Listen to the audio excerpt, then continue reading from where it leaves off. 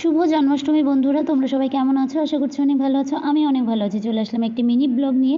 সকালবেলা ঘুম থেকে উঠে গোপাল সোনাকে একটুখানি জল মিষ্টি দিয়ে স্নান করে রেডি হয়ে যাবো একটুখানি বাজারে। আজকে জন্মাষ্টমী, আর বাজারটা আমি আজকেই করবো, কেননা আমার কাছে তো ফ্রিজ নেই, আর গরমের দিনে জিনিসপত্র কিন্তু খারাপ হয়ে যায়।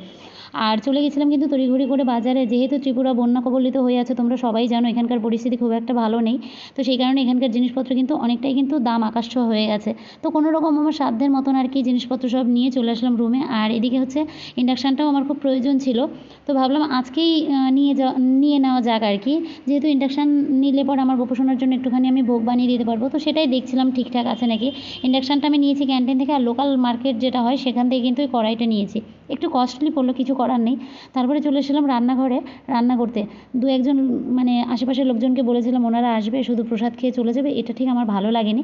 তো সেই কারণে ওনাদের জন্য কিন্তু খিচুড়ি রান্না করে তারপরে কাপড় চোপড় ছেড়ে ফ্রেশ হয়ে চলে এসেছিলাম গোপোষণার জন্য ভোগ রান্না করতে। আর ইন্ডাকশানটা কিন্তু আজকে প্রথম গোপোষণার জন্যই উদ্বোধন করলাম আর কি।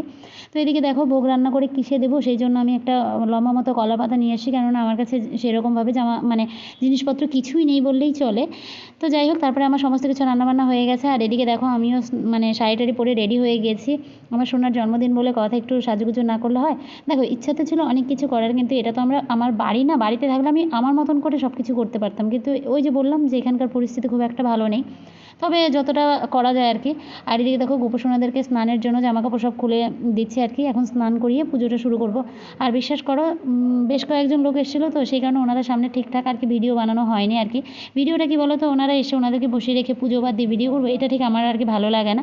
তো যতটুকু পারলাম তোমাদের সাথে শেয়ার করলাম। ভিডিওটা কেমন লাগলো প্লিজ কমেন্ট করে জানিও বন্ধুরা। আর ভালো লাগলে আমার চ্যানেলটিকে সাবস্ক্রাইব করে আমার পাশে থেকো। ততক্ষণে ভালো থেকো, সুস্থ থেকো।